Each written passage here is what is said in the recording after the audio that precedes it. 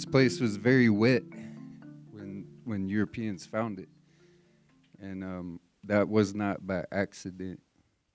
Um, but I like the title of this speaking thing. It was "Secret Lives of Stewardship" or something. You're going to hit that arrow to move through, not the down arrow. Down Cool. is that arrow goes through it. Cool, So cool. there's your slide. Thank you. Awesome. And yeah, the secrets. There's a lot of secrets about this land. There's a lot of secrets about, how it was managed and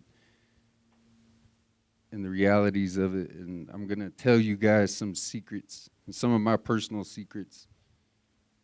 So it's all recorded, I guess. It's all in the open. I won't say too much. But I guess I'll just introduce a little bit about where I come from and who I am.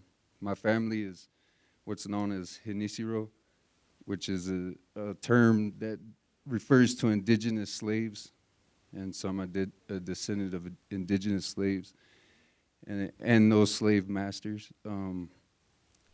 So my family's mixed, blended, Hispanic and indigenous, and now white and black and everything else that's here. So we were originally in the Taos territory between the Taos and Trinidad area, Apaches and Comanches, who my Apache ancestors were really close to the Pueblos, so there's relations there, and we view Taos as our homeland. But in the Taos Valley, I returned home in my early 20s, homeless, because my family had been homeless for 3 generations. Like a lot of families in the Taos territory, they were displaced between the late 1800s and World War II. A lot of land was stolen, especially from Hanisiro families, because, nobody really wanted to recognize these indigenous slaves. It was easier to call them Mexicans or, whatever, than to, it still wasn't a good thing to be indigenous at the time either. So a lot of Hanisiro families were preyed upon by Anglo families moving into the territory with their new United States jurisdiction and their new United States bureaucracies. And, our family was not familiar with that. So, we got taken advantage of because we didn't write English and understand the bureaucracy of land proceedings and deeds and courthouses and all that stuff. And we became displaced around World War II and some sooner. But, we ended up in the Colorado, between Trinidad, Pueblo, all the way up to Denver now. And we're on our migration back down south where we began. And so in coming back, I had to come back homeless, and I had to walk back. And when I started my journey when I was a young man, I kind of looked at myself as being in a place of suffering or, misfortune. And I literally had to walk this valley back to Taos, But looking back on it today, there was no other way to come back home except for in that way, to walk and meet the ancestors, meet the land, meet the mountains one by one, And so that's part of my secret is a relationship. Planting water is more than a work. It's a relationship. And it's an ancient relationship between humans and the earth. It was a part of our original commitment as humans to take care of this place and to make sure all the life was taken care of. that was our only place of authority, was to make sure everything was taken care of, our children, everything. And so that's what planting water is. It's a relationship. And we have this little booklet internet thing. I'm not too good with these things, but we've been working on putting this stuff together. And this is the Rio Grande where I live. This is a part of my family's home and territory right here. And in these areas, we found a lot of, especially places associated with the Apaches. Curiously, I can't speak for other tribes or anything, but one of my great uncles is still alive up in Denver, and he used to tell me places where our family used to live. And so I would go and visit these places, and this is 3 different pictures here. You can read the words if you want. I'm kind of just in it for the pictures. But these pictures here show 3 different locations that are still untouched, pretty much undisturbed. And these are ancient planting water catchments. This one's full of water all year, because what these catchments do is they saturate the earth. This is all snowmelt, if you can see that. This pool here, that's all snowmelt. All these catchment systems, this one's actually an old beaver dam in a dried out river that don't exist anymore. It's not even considered a river, but there's this ancient beaver dam there that still holds water like a sponge. And so this is, planting water is, I don't know if we got any updated versions in here, but ultimately, I can explain it better than this will show it.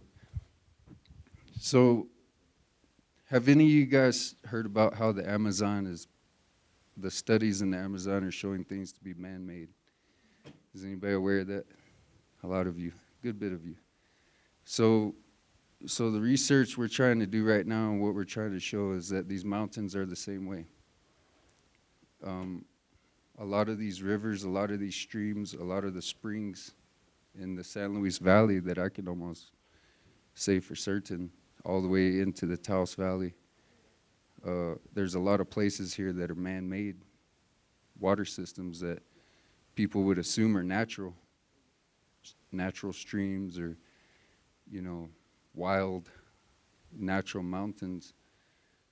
What we're finding around the Taos Valley and isolated undisturbed areas is that there's massive systems of planting water. And what these systems are doing is they're catching all the runoff from the tops of the mountains all the way to the bottoms, all the way to these areas. And it doesn't look the same. It all depends on the land. It all depends on the shape of the land. It all depends on how the water moves on the land, how much water is moving on the land. And so in these ancient systems, we get to see the work of the experts. Our ancestors were so in touch. They knew the water, they knew the land, they knew every detail, that the work they did was perfect. And they don't have any failures in their structures, their catchment systems, or dams, or there's all sorts of, it's like a toolbox of different tactics they would use in the overall strategy, and depending on the land, it was depending on how it looks. And so we've been studying these places, and we have to protect them. So I can't show you or tell you too much about these places, because we have to protect them, because it's not just a thing of antiquity. It's not just a thing of sentiment of the past, like finding an artifact on the ground or something. These places are still functioning. There's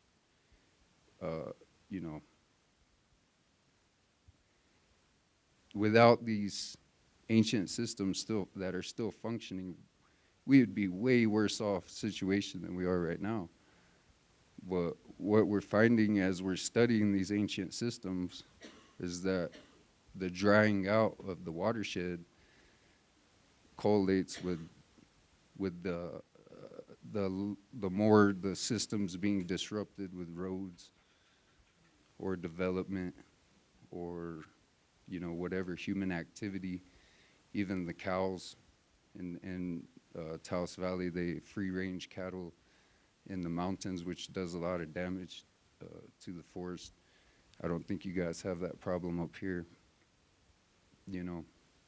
but I could almost put money on it. There's ancient planting water systems in this area, all through this valley. And if there's places that are protected and not disturbed much, these systems could still be functioning. And I've looked around for a lot of years trying to find other people that know about these things, trying to see, who else was aware of these things, because the only reason I found it was because I was homeless. I was homeless for so long, living in the mountains, kind of went wild.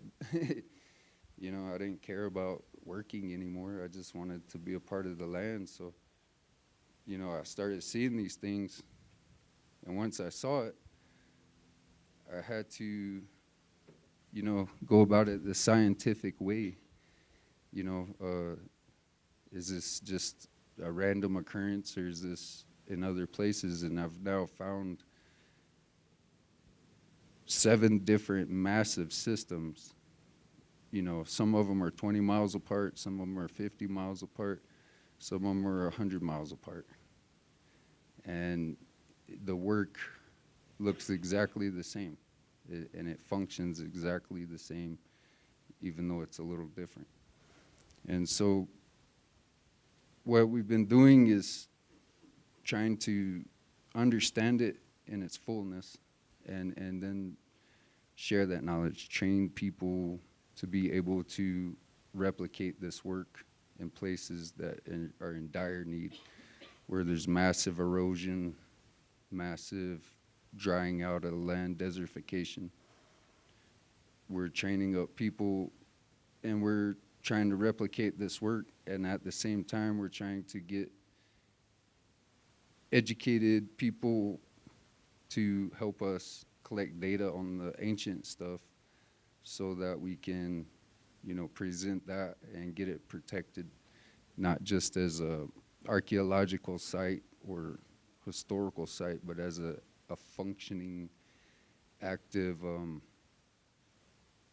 I don't even know if there's anything that exists to fit that, but I mean, when you have things that are ancient but still very active, these things are still helping us right now.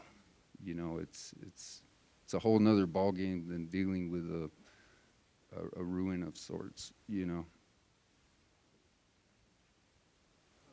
mentioned LiDAR, right? How they're discovering pyramids in Mexico and other structures in Tucson. But you're looking for just like ancient water catchments and stuff like that. So like, is there any, like how do you delineate between like, oh, that's just a rock pile or whatever versus like a man-made structure hundreds of years ago that never represented anything? To the untrained eye. The question, because we won't have this question on recording. Okay. Good question. Use a mic.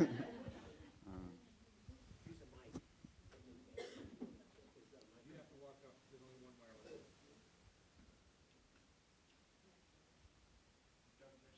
Yep, gotcha. So basically, you mentioned like LiDAR being used in the Amazon or even Mexican jungles, finding pyramids that no one, or maybe people thought they were there, but now you can see they're man-made. But you're talking about water systems that aren't pyramids or whatever. So how do you delineate, or how do you convince someone that this berm or pile of rocks is actually a man-made water structure? Good question.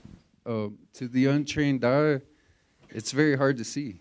I mean, you could walk past it every day of your life and never notice it. I've met people I've shown people these places who've grown up in these places their entire lives. They've been out there every year, and I show them these places, and I show them these things, and they're blown away because they're like, I've kind of seen this, but I've never seen this, you know. But once you see it, you can't unsee it, you know. And once you study it, anyone with any common sense, people especially who have experience with acequias, you already have some understanding of the movement of water. And if you have an understanding of the movement of water, you can very clearly see these things. And when the runoff is happening, this year we didn't have a lot of snow melt. We need to pray for moisture. But when the snow melt's happening normally, like last year, I wish I could show some of the pictures I have on my phone. When the snow melt's flowing and you have all these snow melt streams going down the mountain, you can see it. It's perfect, beautiful. I mean, it's clear as day. There's no denying it at that point. And the amount of detail and the amount of work that has been put into these places, it's just as impressive as the stonework of Machu Picchu, even though it's not the same, it's not stonework like that, you know, but it's just as impressive because you can see the knowledge, you know. It's like, and so the LiDAR scan is really important because it can reveal that. It can show, we can remove the tree cover from some of these areas on the scan, and, you know, we can show the shape of the earth in a detail to where we can show all these catchments of their various sizes, various placements. We can show all these runoff systems that carry the water back up the watershed. That's a very big part of these systems, is they cycle the water. Where when the earth allows it, when the terrain and the landscape allows it, it cycles the water back up the watershed to release again. It doesn't just allow it to, you know, overspill and continue flowing down and down, down, down. It'll take it back up and keep it high up on the land. And there's systems that, you know, they're irrigating the whole mountain. They're saturating the entire mountain from top to bottom. And all that water is just soaking in, soaking in, soaking in. And eventually, once the ground's saturated enough, then what happens, you know? It can't hold no more water. Well, when the ground can't hold no more water, what happens? That's when a spring appears. That's when water starts pouring out of the land. You go to the headwaters of any river. You go to the very top of the mountains. Water's just pouring out of the ground, pouring out. That's what creates these rivers, is full groundwater, the land being full of water, you know. And so planting water is filling the earth with water. It's giving the earth a drink, you know, in a massive way. And we're not losing that water to the ground. That ground is storing the water, you know. Instead of millions of gallons rushing down the ravines or arroyos, now that millions of gallons is put into the ground. It's feeding all the animals, it's feeding all the plants, and it's feeding the aquifers, it's feeding the streams, it's feeding the rivers slowly. That millions of gallons comes out slowly, you know, and it's really the solution to our issues in every way. It's fire mitigation, it's flood mitigation, it's, you know, diversity bounces back. The animals come back, you know. It's a really great thing. Any more questions? I like questions. Can I get you to, please use this so we can get recorded? Yeah, I was going to say beavers do the same thing up here where we have steep rivers and they create water storage and the fish get bigger and everything. Of course, they wiped out the beavers and Some people are starting to get smart and let them come back. Beavers are, what is this word? Yeah, okay. The beavers are the ones that I think taught our ancestors this work. We learned everything from nature, everything. You know, we weren't learned weaving from a spider. We learned building adobe from the swallows. We built, you know, the ants taught us a lot. Beavers taught us a lot. You know, the beavers are great at handling the big streams, the waterways that, you know, the flowing rivers and streams. They're the best at handling that work. They're way more efficient and they're way better at dealing with the main streams than we are.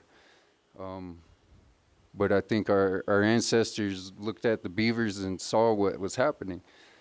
The beavers were, you know, creating paradise.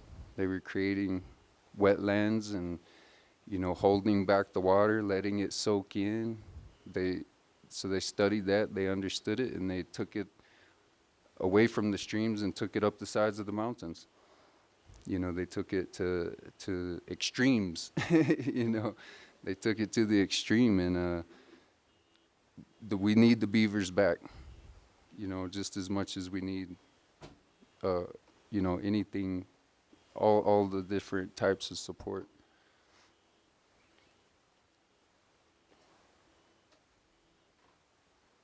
Pink shirt.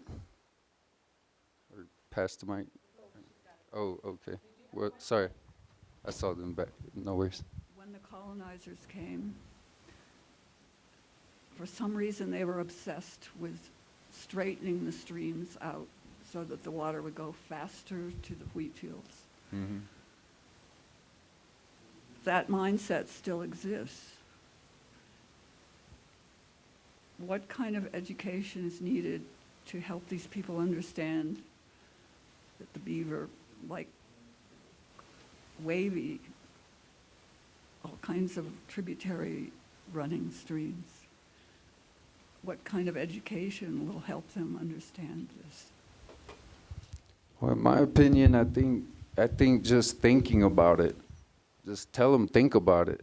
Really think about it. I mean, anybody really think about it, because to me it's common sense, but like my family used to say, common sense ain't so common anymore. But I mean, if you think about it, I mean, I've heard people for years say the beavers are stealing their water, and I'm like, where are they taking it? What are, you know, it doesn't make sense. But what does make sense is like, okay, if a beaver builds a pond and it actually does take away water from the stream somehow, that all that water is soaking in. It's replenishing a void. You know what I'm saying? It's filling an underground void, and once that underground void is replenished, then that stream is going to flow better than it did previously. You know? So if it is somehow taking away water, it's replenishing the groundwater, which holds the stream on the surface. Right now, they're starting to line streams. They're starting to cement streams and acequias because they're saying not enough water is making it to their fields. But it's like, well, the ground is dry. The ground's thirsty. It's soaking it up, and it's going to do that until it's full again, and then it'll hold it. But if the ground's dry and empty, then the streams are going to go. They're going to drop to refill that void, you know. So, you know, we can keep drilling more wells. We can keep straightening the streams. We can keep lining our ditches and lining them and all these things. But ultimately, the river's still going to go dry. And it's because the ground's dry. So, you know, I don't think it's rocket science. I could be wrong. But I think if people just think about it, it's pretty common sense. And I think we just have to care a little bit too, and weigh our values and weigh, you know, risk and reward. You know, are we going to keep risking our current way of doing things, knowing it's going to run out at some point? Or are we going to, you know, suck it up, put in a little time and investment to let the earth drink, you know, consider her for once, You know, she's taken care of us for thousands of years. You know, she's fed and watered us up until this day, even though we're supposedly overpopulated. We're all still eating, right? You still got a place to sleep. For now, thank Creator, thank the earth, because that's not promised. We might seriously mess it up, you know, and it's like, okay, well, we got to make some choices. And it's like, are we just going to look out for ourselves, or are we going to look out for the earth? People think I'm crazy when I say give the earth a drink, because everybody's so self-centered, you know. When I start saying collecting rainwater, when I start saying collecting runoff water, people think I'm talking about putting it in a cistern or a lined pool, because we're only thinking about ourselves. We're not thinking about the earth. What we're saying is think about the earth. Let the earth drink. Let her drink. Because if she's thirsty, we're thirsty. You know, and right now my lips are dry. I smoked a little weed before I come in here, so cottonmouth too, and it makes me want some water. You know, and when you want that water, you know, it's like it's real. It's real, and I can only imagine what this valley originally looked like. You know, I can only imagine how strong these streams used to be. And when Caitlin was giving me a tour of this one place yesterday, I was seeing all these little runoff channels to the side where the main stream was being diverted all these different directions. And I didn't have enough time to explore it to see, you know, how it may or not connect to ancient planting water. But what I was noticing is all these little runoff spots, all these little places where the stream would have diverted a little, they were all blocked up very intentionally to do what you were saying, make it straight. And it's like that in itself had a big effect on the drying out of that whole area, you know. Any more questions? I don't know how much time I have either, so just say something. For us landowners who are attempting to do some planting water on our own property, is there something simple we can do to, you know, like use our runoff better? Like make it, instead of just evaporate, go somewhere? Is there something practical, relatively easy we can do? Yeah, so it's, you know, there's a lot of things I see in permaculture. There's little simple things, you know, in permaculture, which I look at as kind of like the basics, elementary of, you know, the ancient planting water. You know, but I do invite people to come out and down and work with us, and I am willing to come up and work with people. But, you know, really to get the best understanding of it, you really got to see and study the ancient systems, you know. It's like, to me, it's like a book, reading a old book, you know, because you really get to see the best way to do it, the most effective way to do it, to really maximize your work, you know, and make sure your work's going to hold up over time. So you're not having to go back and redo stuff all the time. And also, you know, it's just, but you see where the water's moving. You see where, okay, monsoons come and I have a stream over here that, you know, floods my driveway, or it's running too close to the house or whatever. And, you know, you start from the highest point that you can, and you start, you know, once you start seeing how water moves and understanding how water moves, you can see where the water's moving when there's no water there, you know. But it might take some training of watching water movement and the, you know, seeing those things to build your eye up to that. But you start slowing it down from the first opportunity. You start slowing it down and pulling it up, and you build your catchments based on the size of the water flow, you know. So if you have a lot of water moving, you want to have bigger catchments. If you don't have that much water moving, you want some smaller catchments. If your land is really, really sloped, there's a point to where you really can't work on the land if it's too steep.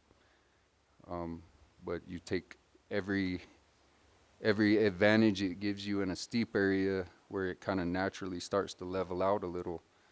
You take advantage of that leveling out spot to create a catchment, and catch that water, but there's a lot of things we're doing to try to bring this and bring balance with our roads, because in a lot of the areas where I live, the roads disrupt these planting water systems, and the roads are great waterways themselves. They're better at directing water than they are for driving. So, just one road can change the whole water flow of a watershed, depending on how it's built. And then that road can become the waterway, and it's just shooting down, that road, eroding, or maybe they have a little culvert that shoots it off the side and it creates erosion. All those places are potentially good opportunities to create a catchment, and so it can soak in, you know. And then the overflow systems are pretty important, especially if you're dealing with a lot of water. A lot of people nowadays, they'll just put a culvert in, call it a day. But in these ancient systems, we're studying how these overflows are beautifully sculpted. I mean, and precision sculpting. I don't know how many of you are familiar with acequias, but every year the acequia ditch needs to be dug out, needs to be maintained every year to get that flow coming back down.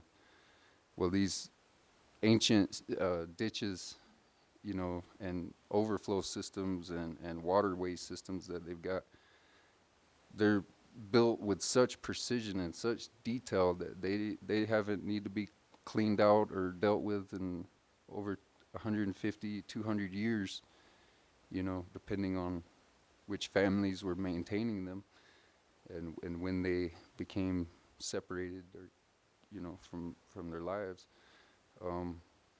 But the amount of detail in this work, it really shows you that, you can achieve a lot with very little. You can achieve a lot of work without all the expensive equipment.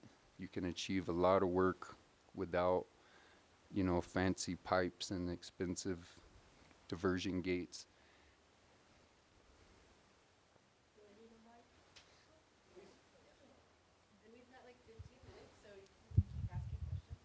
Now, the acequias were for agriculture though, right? Mm-hmm. Okay, but you are not planting water for agriculture. You are planting water for the earth, just for that area. Mm-hmm. Okay, But it benefits everything. right. It directly and indirectly benefits everything. And so, my priority is helping the earth. I Right. think humans have helped themselves enough at this point. So I really don't care. I think a lot of humans could learn to go hungry, honestly, and learn to value some things a little more. In my opinion, that's just personal. But Yeah. yeah, I'm making sure she gets a drink. That's my personal goal. But yeah, it affects everything in a good way.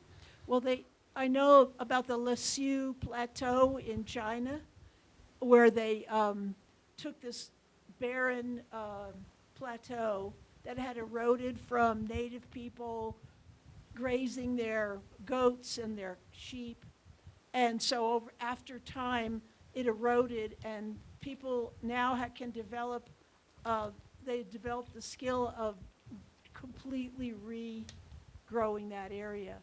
And so, the communities around it were starving because they had no food. Now they are growing food there also, as well Right. as yeah. And one thing that reminds me of is, like, I've seen that documentary you're talking about, and I've seen this work popping up around the world. And what's great is there's stuff here that is directly connected to us and personal to us. We don't have to go and search in another country for how to restore our land. We have these examples right here. And I think that's really important thing. But also I think, the world's speaking. The earth's saying something right now. She's saying she's thirsty. She's saying she needs things. And I think, indigenous people around the world and different people around the world are hearing that, and she's telling us all the same thing. Ultimately, she's, revealing the same solution you know, to all the people who are listening. And it's not something new, it's something old. You know, it's ultimately just returning back to being a human again, really, you know. I wondered if you could talk a little bit specifically about some of the projects you're working on, and also because I know we're both familiar with the northern New Mexico acequias, that it seems like the work that you're talking about could benefit and enhance some of that water flow and some of that water sharing to kind of, in a way, not update that system, but maybe take it back to a time when it was more beneficial. If you could talk to that also. Yeah, so right now that's a big part of what we're working on this year is we're trying to get the data we need so that we can connect the dots between the acequias and the headwaters, and planting water is what connects the dots to everything. And so, but without data, you know, it's hard to make those points officially, right? So this LiDAR scan is what we're working on, and we're working with Northern Arizona University.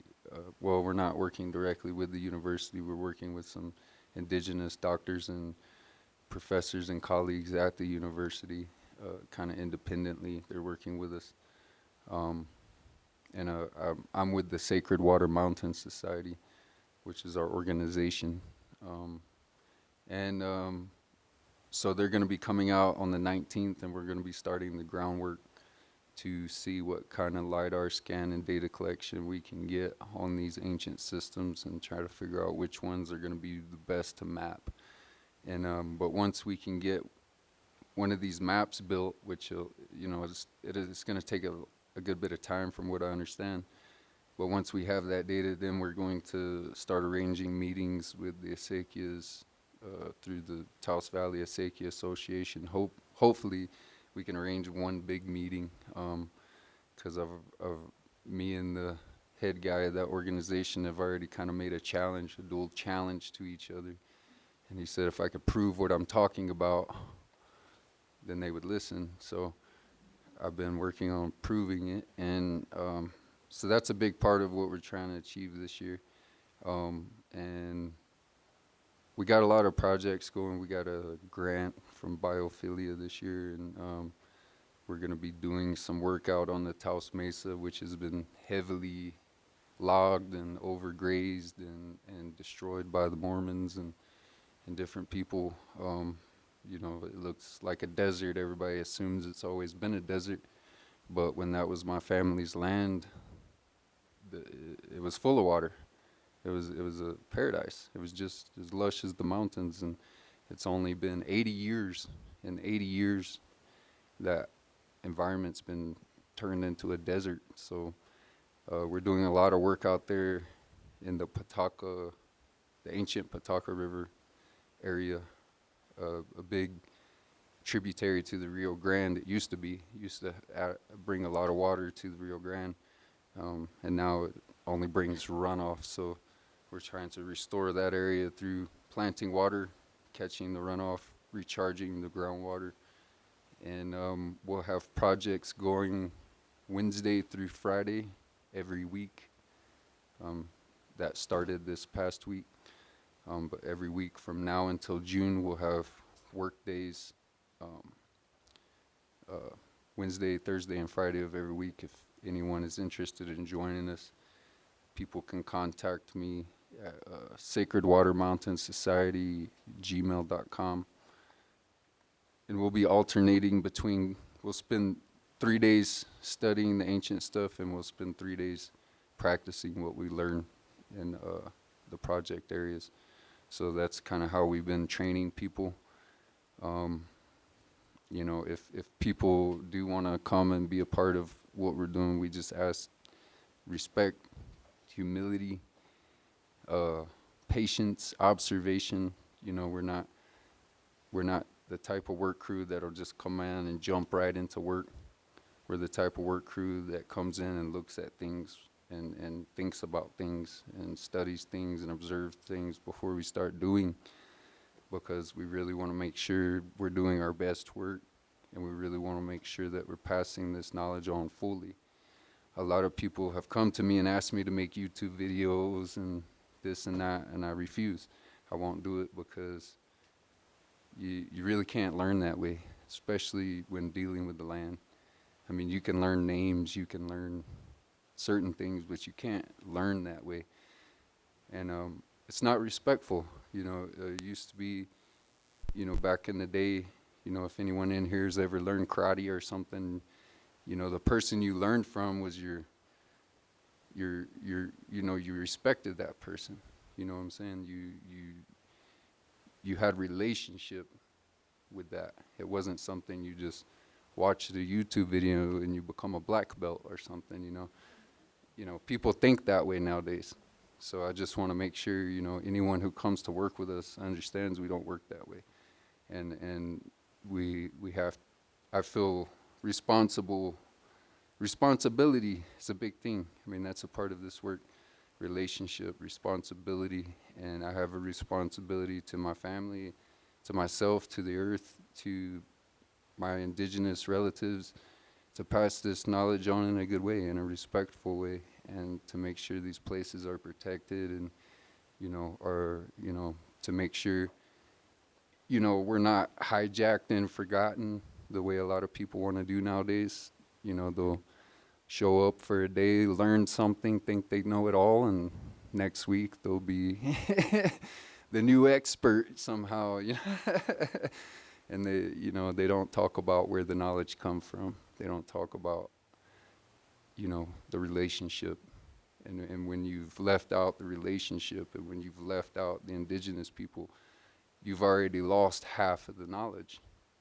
You've already lost half of the capability. You've already lost half of the potential of what can come from that. So when we stay humble and when we actually get hands-on and we come and actually learn the real way, the old way of learning, watch, listen, practice, pay attention, you know, dedicate, commit. When people actually learn that way, then we can teach the fullness of this, you know, and the fullness can have very good, you know, sometimes surprisingly quick results and impact.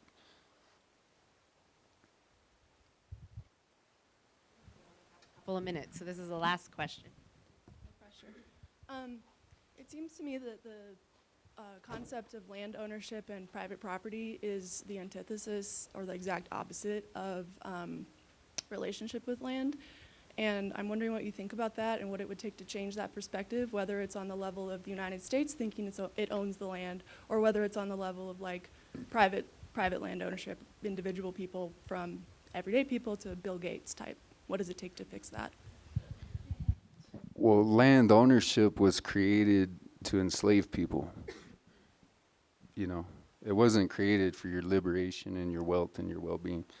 Land ownership was created to enslave you. It comes from the feudalism system, which, you know, comes from old Europe, and, you know, it's like, you know, landlords and, you know, these things developed and all this, you know, but ultimately it was a way of separating humans from the earth. And that was a part of our mental, spiritual, physical enslavement, is to separate us from the earth, because even the Christian Bible says, Creator God gave us everything we need for a full, prosperous life. It's already been given. What does that mean? The earth, the rivers, the fish, the animals, the wood, the trees, you know. That's what it meant. But they had to separate us from that to create this system of dependence. You know, we're all dependent right now. Even the most free Americans still dependent on the grocery store, on the gas. Even the Amish now are dependent. You know, respect to those guys. I mean, but land ownership separates us. So we've already been separated, so it's going to be hard. It's going to be hard. And ultimately, the United States is going to have to crumble in its ideology and its doctrine. You know, that's going to have to crumble for the United States and Europe. All tribal communities, no matter what country you were in, no matter what continent you were on, they all collectively held land in a community collective and an acknowledgement that we don't own it. It's our mother. We can't own our mother. You know, we belong to her, right? That was the common bond between all indigenous people around the world. And we're still fighting that war. You know what I'm saying? That war is still happening. It's not over. They don't want us to identify with the land. They want us to own it. And they want us to own each other. They want us to own the animals. They want us to own the plants. And that's where we have this monoculture. That's where we have this disease. That's where we have all these issues comes from that. And it's going to be hard. It's going to be hard. But simply put, if we truly look at the earth as our mother, truly, then we cannot own her unless we're willing to abuse and own our own mother. You know, if we can justify the abuse and mistreatment of our own mother, then maybe we can keep justifying the abuse and treatment of the land. But if you have respect and love for your own mother, then you can have respect and love for the earth. If you have respect for the earth, you can have respect for each other. So we have to change that, and it's going to be hard. It's going to be real hard, but we have to stay strong in our minds and not surrender simple truths. You know, those simple truths that are ultimately undeniable because the Quran says it, the Bible says it, the Jewish book says it, the tribes say it. You know, where did Jesus go to pray? To the mountain, right? So anyone who can't see that, they're lost, but doesn't mean we have to be lost.